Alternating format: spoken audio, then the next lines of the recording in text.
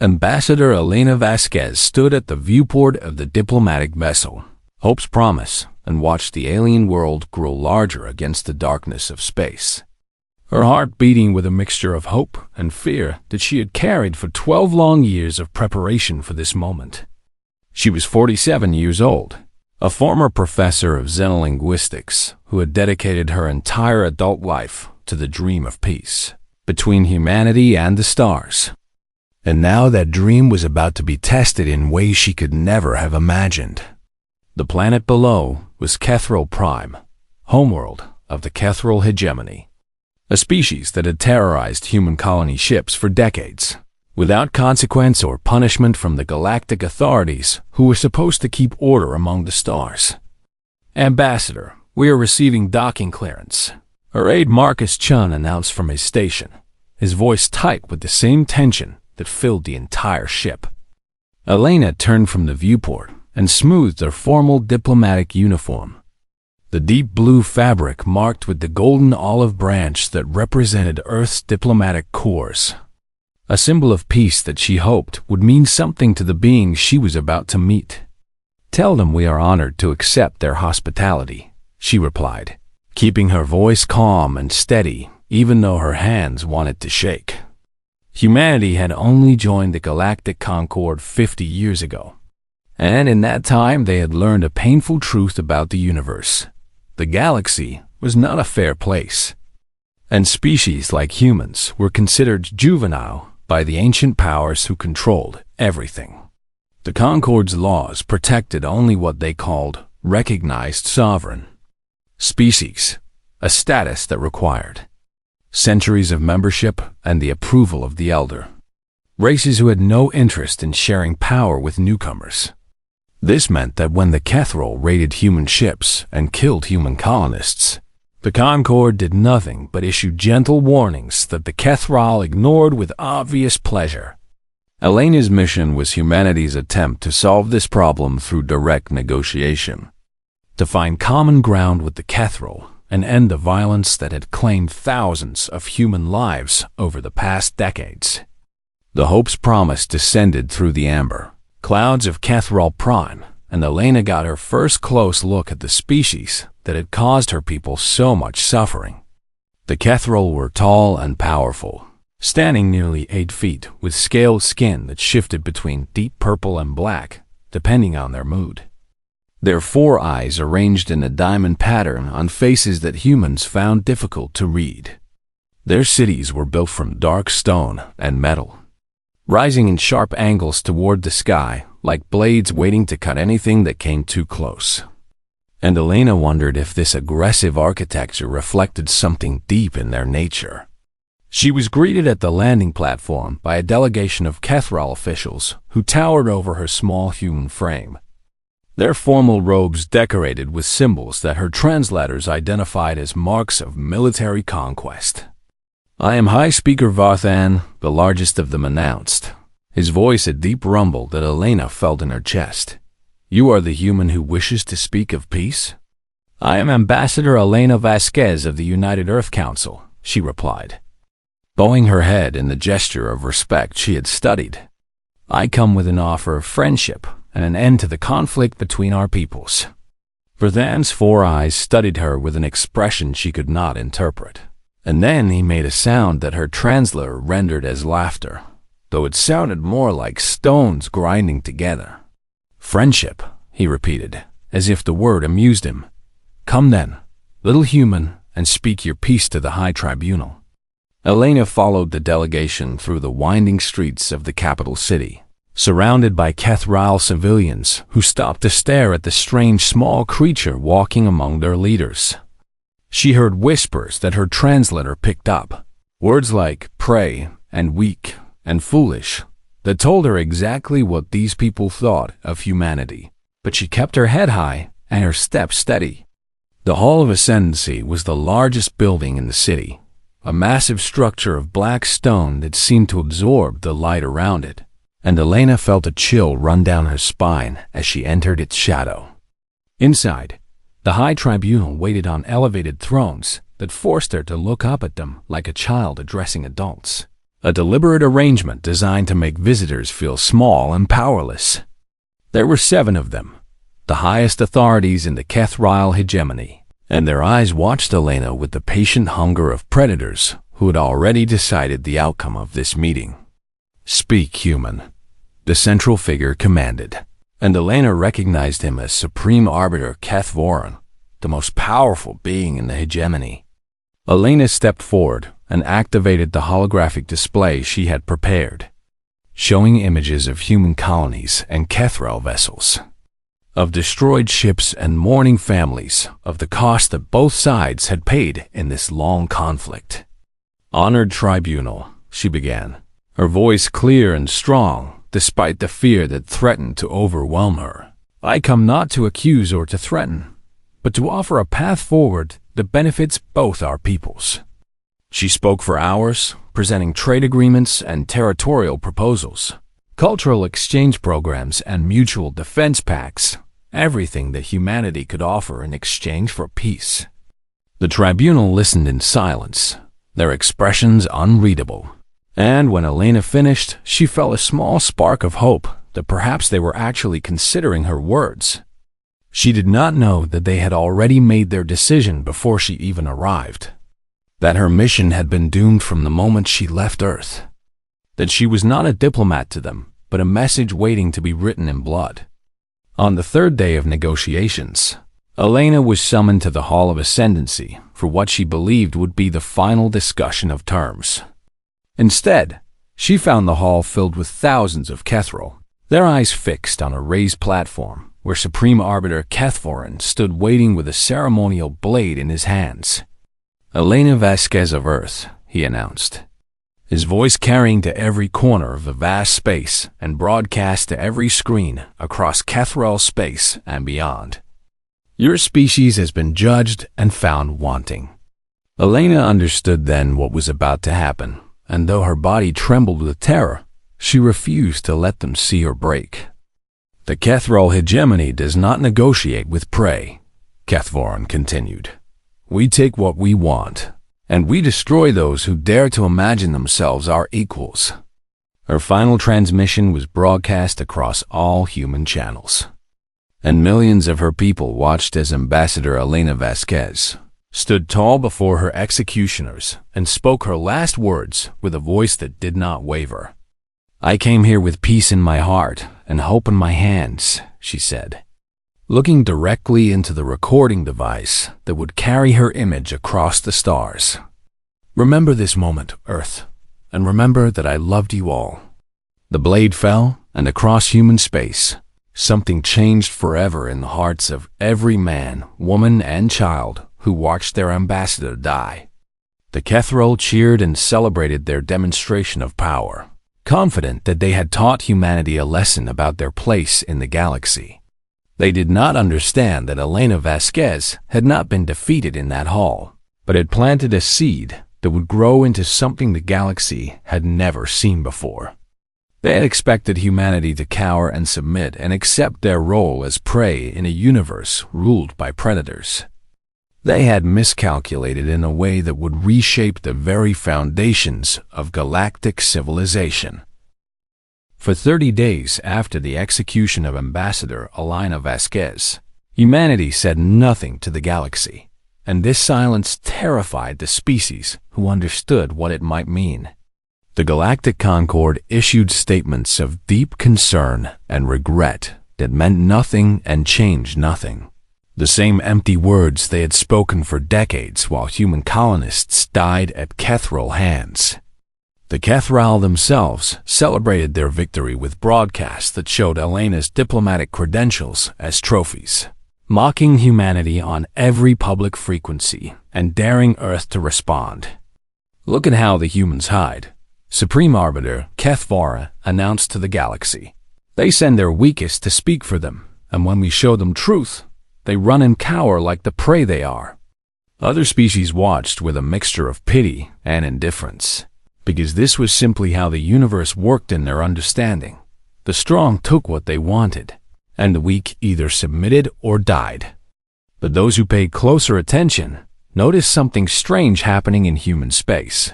something that made the wisest among them feel a deep unease they could not explain. Every human channel had gone quiet, not with the silence of defeat, but with the silence of a vast machine powering up, gathering energy for something unprecedented. On Earth, something was happening that had never occurred in the entire history of the human species. A transformation that would have seemed impossible just weeks before.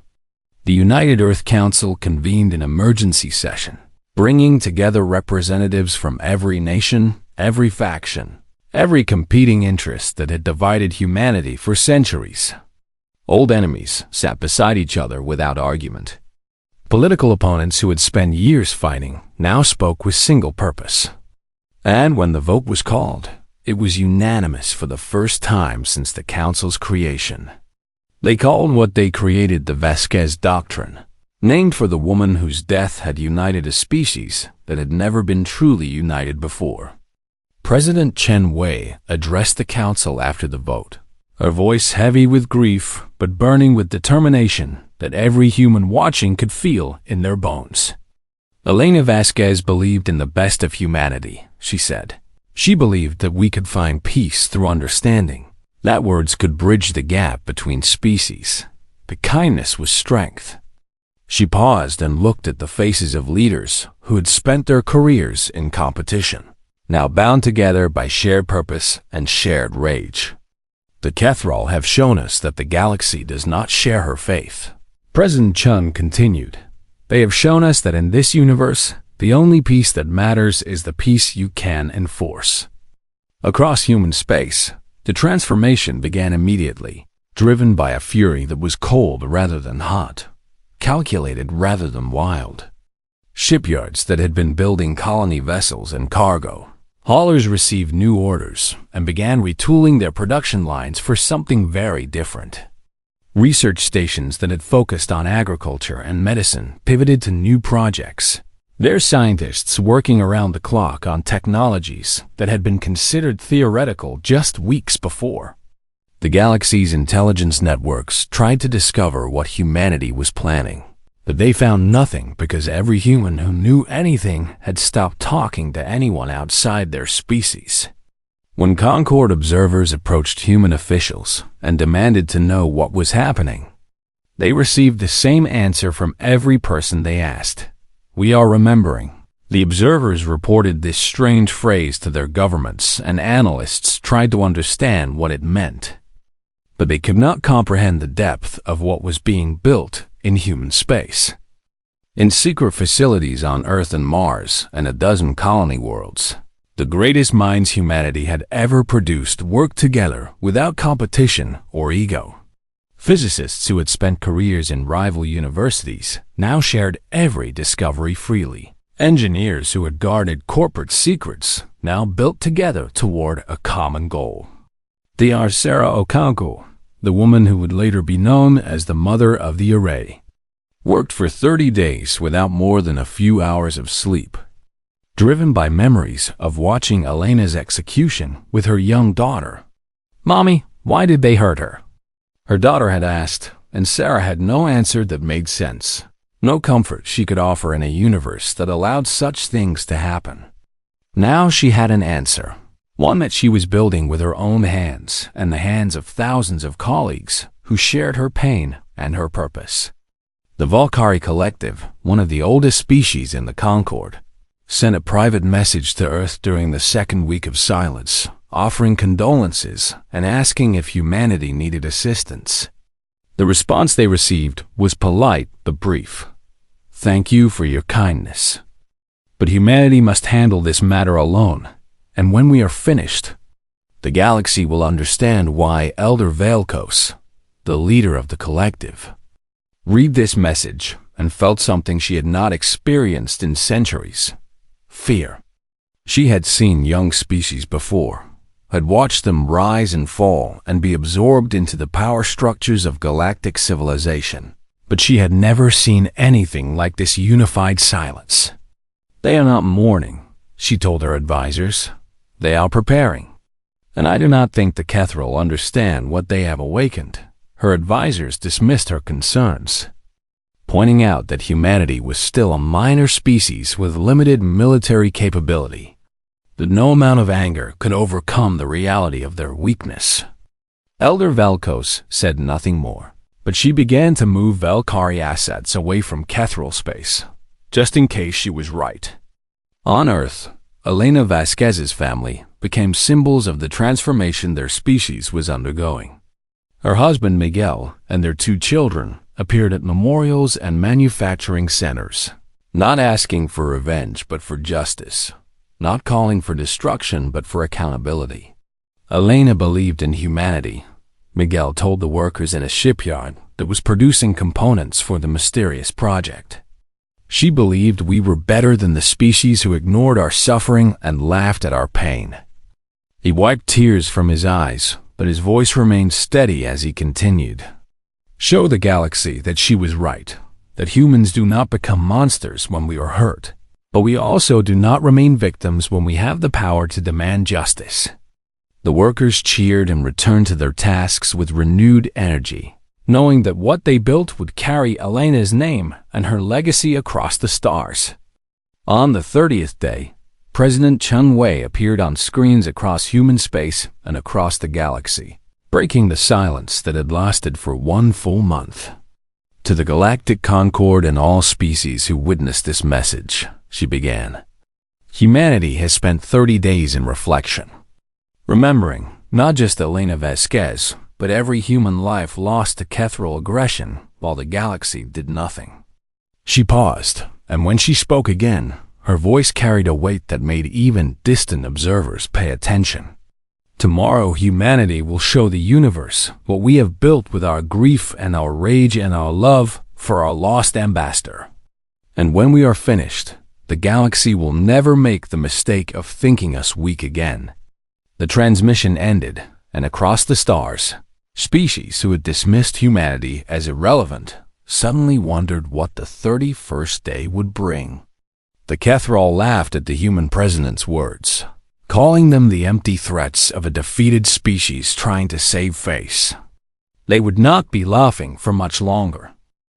On the 31st day after Elena Vasquez died, the human fleet arrived at Kethral Prime, and the galaxy held its breath waiting to see what would happen next. The Kethral Defense Forces mobilized immediately, their warships forming battle lines around their homeworld, their commanders eager to crush this pathetic human attempt at retaliation. Count their vessels. Supreme Arbiter Kethvar commanded from his throne in the Hall of Ascendancy. Tell me how many prey animals have come to offer themselves for slaughter. His military advisors studied their displays and reported that the human fleet numbered only 47 ships, compared to the 300 warships that defended Kethral space. They are insects, Kethvaran laughed. Destroy them and broadcast their deaths as we broadcast the death of their ambassador. But before the Kethral weapons could fire, something strange happened that no one in the galaxy had ever seen before.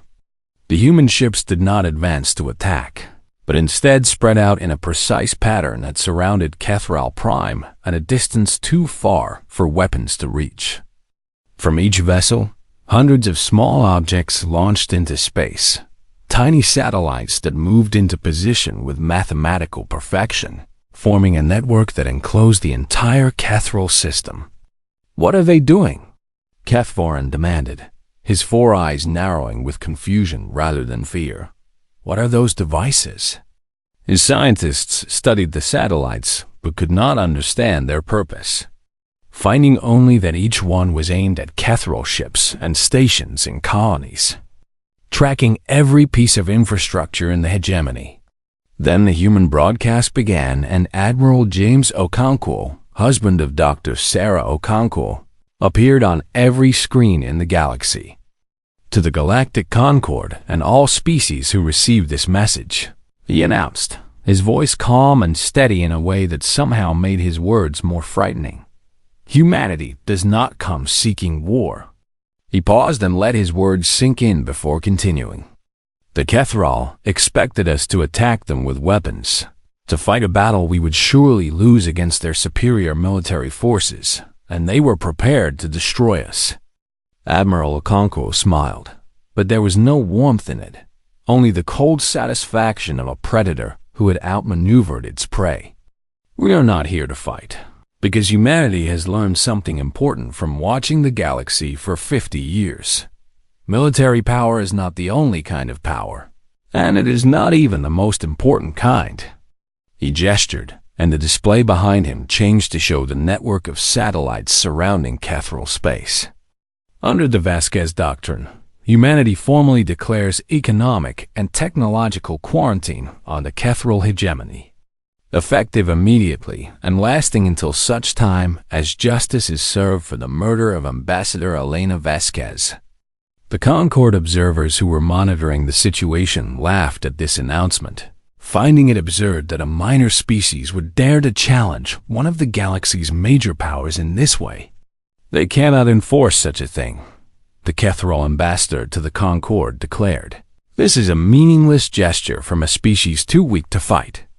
But then Admiral Okonkwo continued speaking, and the laughter died in their throats. Any species that conducts trade with the Kethral, shares technology with the Kethral, or provides aid of any kind to the Kethral will be considered complicit in the murder of our ambassador and will face equivalent quarantine from humanity. He paused again, letting the implications of his words spread across the galaxy. Some of you are thinking that this threat is empty, that humanity lacks the power to enforce such a declaration. And you would be right if we were the same species we were 31 days ago. The display changed again, now showing technical specifications for the satellite network that humans had named the Vasquez Array. These devices represent the combined effort of every scientist, engineer, and worker in human space, 30 days of unified labor toward a single goal. Dr. Sarah Okonkwo appeared beside her husband on the screen, her eyes red from exhaustion but burning with fierce determination. The Vasquez Array can track every vessel, every communication, and every transaction in Kethral space, she explained. It can scramble navigation systems, jam transmissions, and identify any ship that attempts to break the quarantine. She held up a data chip that seemed too small to contain what she was describing. We have also compiled a complete record of every atrocity committed by the Kethral against humanity and other species over the past century, formatted according to Galactic Concord law and ready for distribution.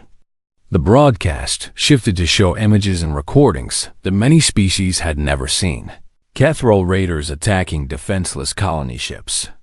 Kethral soldiers executing prisoners. Kethral officials laughing as they described the prey species they had victimized. This is not propaganda. Admiral Okonkwo returned to the screen. This is evidence, gathered from Kethral records that they never thought anyone would see. Testimony from survivors that the Concord refused to hear. He leaned forward, his eyes seeming to look directly at every being watching across the galaxy. For decades, the strong have preyed upon the weak while the Concord did nothing. And we accepted this because we were told it was the way of the universe. His voice hardened with an anger that he had held in check throughout the broadcast. Ambassador Elena Vasquez believed in a better way, and she died for that belief. But her death has shown us something that the galaxy forgot long ago. The strong are only strong because the weak allow them to be. The Kethral warships attempted to break through the quarantine line, but their navigation systems scrambled the moment they crossed the boundary, sending them spinning helplessly until they retreated. Trade vessels from other species approached Kethral space and found their communications jammed. Their captains receiving polite but firm messages explaining that they would be blocked until the quarantine was lifted. Within hours, the Kethral hegemony was completely isolated from the rest of the galaxy, cut off from the trade and resources they had taken for granted for centuries. Supreme Arbiter Kethvorin screamed orders at his military commanders, demanding that they destroy the human satellites. But every weapon they fired was tracked and countered by the Array's defense systems. How is this possible? He raged. They are prey. They are weak. They cannot do this to us. But they could, and they were, and there was nothing the Kethril could do to stop them. The Galactic Concord demanded that humanity withdraw the quarantine, calling it an illegal act of aggression against a sovereign species. Admiral Okonkwo's response was broadcast publicly, so every species could hear his answer. When the Kethril murdered our ambassador, the Concord called it an internal matter and refused to intervene. He said, "So we have decided to handle this internal matter ourselves." He smiled that cold smile again as he delivered his final words. If the Concord wants us to respect galactic law, perhaps they should have enforced it when our people were dying. But since they chose not to, we will create our own justice. The quarantine held, and across the galaxy, species who had ignored human suffering for decades began to ask themselves a question that would reshape everything. If humanity could do this to the Kethril, what else might they be capable of? The quarantine held for 2 years, and in that time the Kethril hegemony collapsed like a building whose foundations had been made of sand. Within the first 3 months, their economy began to crumble as the trade routes they depended on were severed by the Vasquez Array. The Kethril had built their civilization on conquest and exploitation, taking resources from weaker species rather than developing their own sustainable systems. And now that weakness was exposed for all the galaxy to see, their factories fell silent without imported materials. Their military vessels ran low on fuel, and their citizens began to experience something they had never known: hunger. Supreme Arbiter Kethvorin tried everything to break the quarantine, sending ships in every direction, attempting to smuggle resources to neutral territory, even offering massive bribes to species who might help them. But every attempt was detected by the Vasquez Array, and humanity's response was always the same. Any species that helped the Kethril would face the same isolation. Most species decided that trade with humanity, which had proven itself resourceful and determined, was worth more than trade with a failing empire that had always treated them with contempt. Former allies abandoned the Kethril one by one, not because they cared about human justice, but because they could see which way the winds were blowing.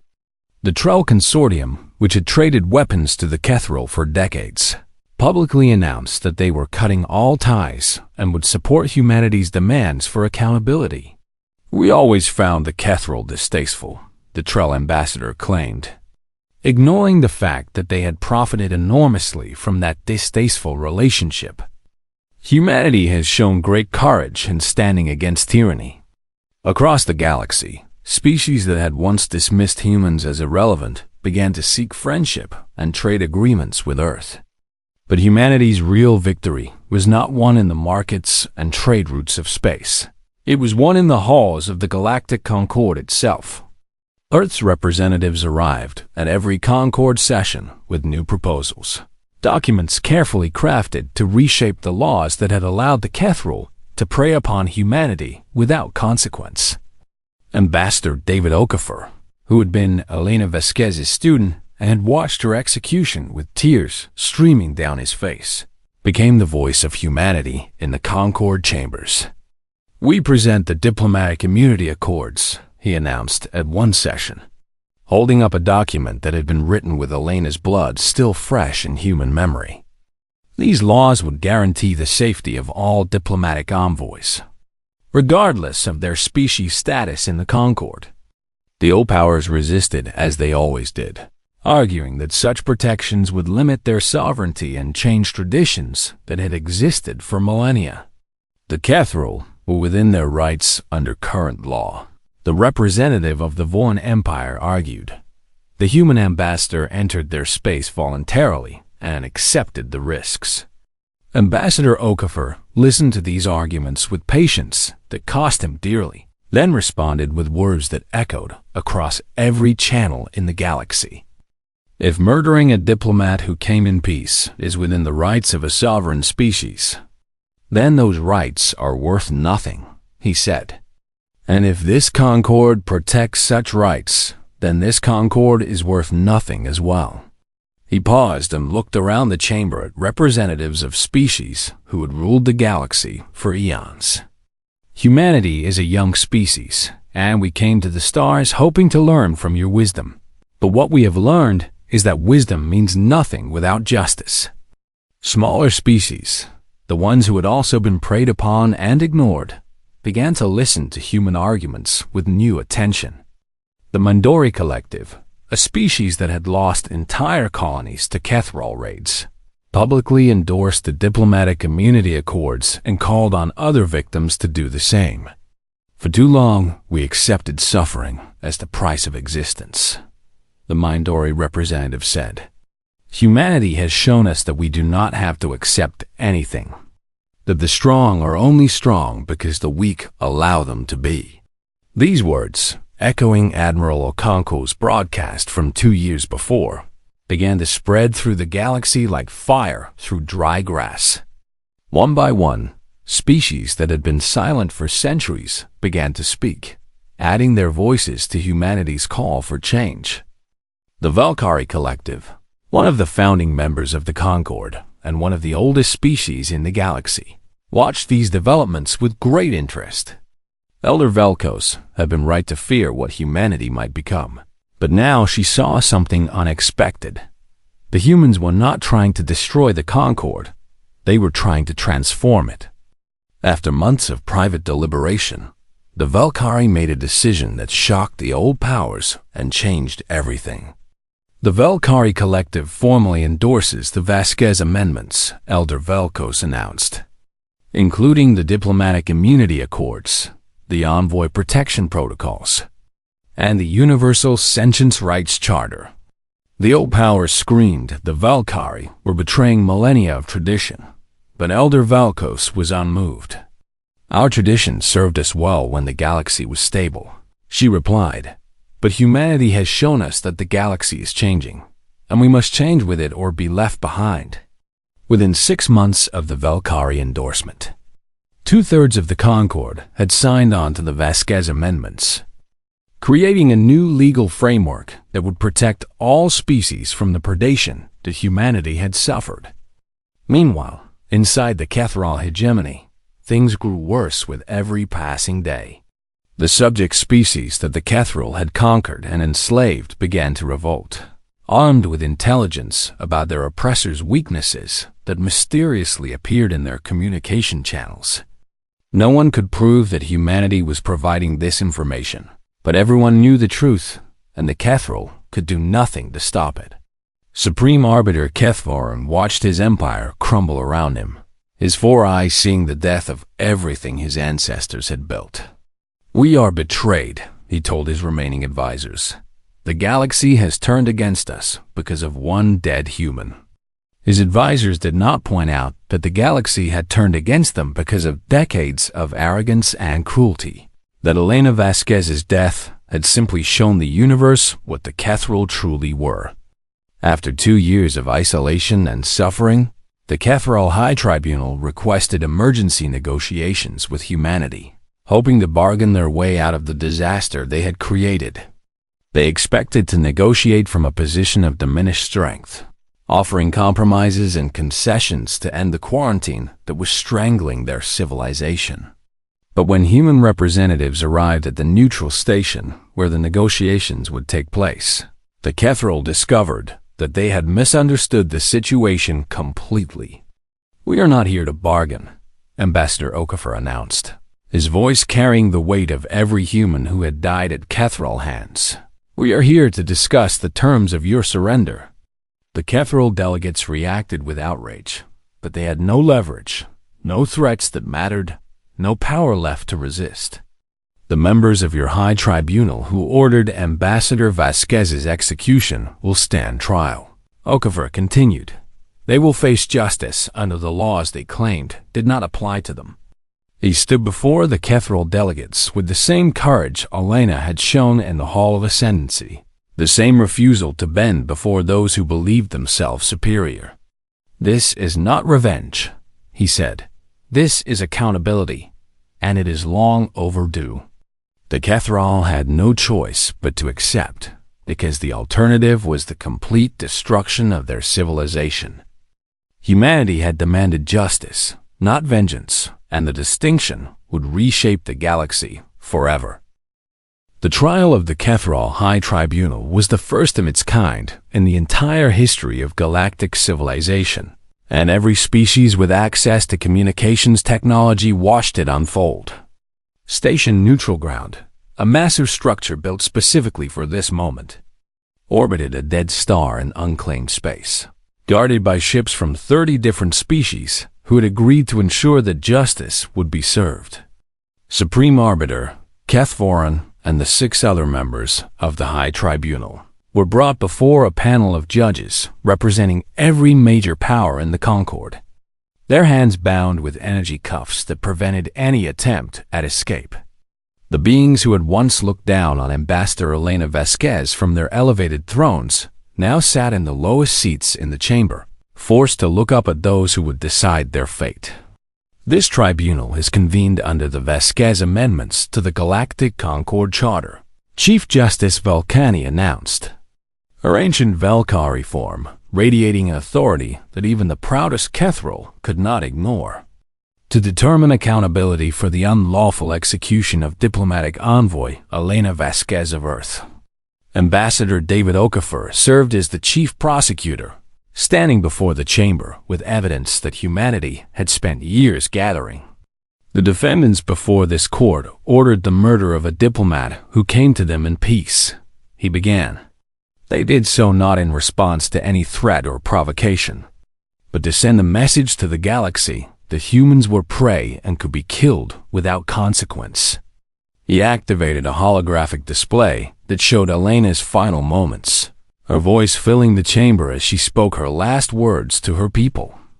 Elena Vasquez believed in the possibility of peace. Okafor continued after the recording ended.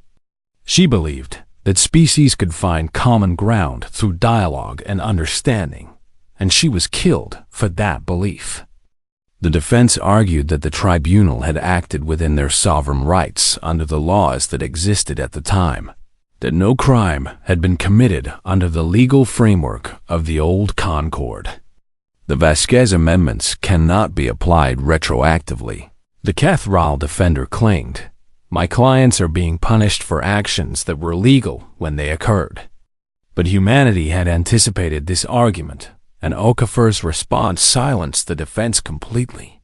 The defendants did not simply execute Ambassador Vasquez, he said. They broadcast her death across the galaxy as entertainment. They displayed her credentials as trophies, and they publicly mocked humanity's grief. He turned to face the judges with evidence that the Kethral had hoped would never be seen. We have recovered records showing that the tribunal planned this execution before Ambassador Vasquez even arrived, that they invited her specifically so they could kill her and demonstrate their power. The records were displayed for all to see. Communications between tribunal members discussing how they would teach the humans their place, how they would make Elena's death a spectacle that the prey species will never forget. This was not an act of sovereignty, Okafor concluded. This was premeditated murder designed to terrorize an entire species, and it must be punished as such. The trial lasted for 3 months, with testimony from hundreds of witnesses and evidence that revealed the full depth of Kethral cruelty, not just toward humans but toward every species they had victimized. Species that had remained silent for fear of Kethral retaliation now came forward to share their own stories of loss and suffering. The Mindori told of colonies destroyed without warning, entire populations killed because they refused to surrender resources that the Kethral wanted. The Trell, despite their earlier complicity in Kethral trade, provided recordings of conversations where Kethral officials discussed their contempt for all other species. Even former Kethral subjects testified, describing the horrors of life under hegemony, rule and the joy they felt when humanity's quarantine gave them the chance to fight for their freedom. When the verdict was finally announced, there was no surprise in the chamber, only the grim satisfaction of justice long delayed finally being served. The defendants are found guilty of crimes against sentient civilization, Chief Justice Vulcani declared, for the premeditated murder of diplomatic envoy Elena Vasquez, for conspiracy to terrorize a peaceful species, and for decades of atrocities against countless victims throughout the galaxy. Supreme Arbiter Cathvorin rose to speak, his 4 eyes burning with rage that had not diminished despite months of captivity. "You have no right to judge us," he snarled. "We are Cathro, we are the strong, and history will remember you as fools who destroyed the natural order of the universe." Ambassador Okafor stood and faced his enemy with calm that Cathvorin could not understand. "History will remember Elena Vasquez," he replied. "It will remember a woman who came with peace in her heart and changed the galaxy with her death. And it will remember you as the tyrant whose cruelty awakened humanity to its true potential." The sentences were announced: permanent exile to a prison station at the edge of known space. Their names struck from Cathral history. The hegemony dissolved and reorganized under Concord's supervision. Humanity had asked for justice, not vengeance, and the distinction was not lost on the watching galaxy. In the years that followed, the Vasquez Doctrine became the foundation of a new galactic order that protected the weak from the strong. The diplomatic immunity accords made the murder of envoys a crime against all sentient species, punishable by the full weight of Concord law.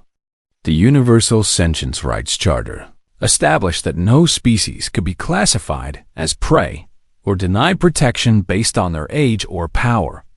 The exploitation of juvenile species became a prosecutable offense, and the strong could no longer consume the weak simply because the weak could not fight back.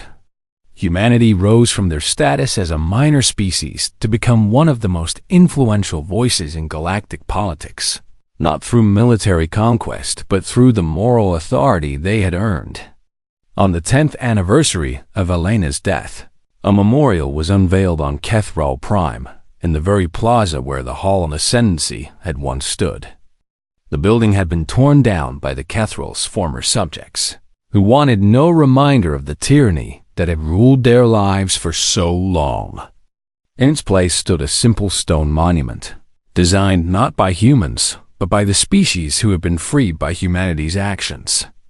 Miguel Vasquez, Elena's husband, stood before the memorial with their children, now grown into adults who had dedicated their lives to continuing their mother's work. "Your mother believed that the universe could be better than it was," he told them, his voice breaking with emotion that he did not try to hide. "And because of her faith, it is." The inscription on the memorial had been translated into 600 languages so that every species in the galaxy could read and understand its meaning. "She came with an olive branch," it read. "They answered with blood, and her people answered with law. May the galaxy never forget the price of one life and the civilization it built." Ambassador Elena Vasquez had traveled to Kethral Prime, hoping to make peace between two species, a small goal that she had devoted 12 years of her life to achieving. In death, she had accomplished something far greater. She had shown the galaxy that the strong were only strong because the weak allowed them to be. She had proven that one life, given in service of peace, could reshape the foundations of civilization itself. And the galaxy would never make the mistake of forgetting that lesson again.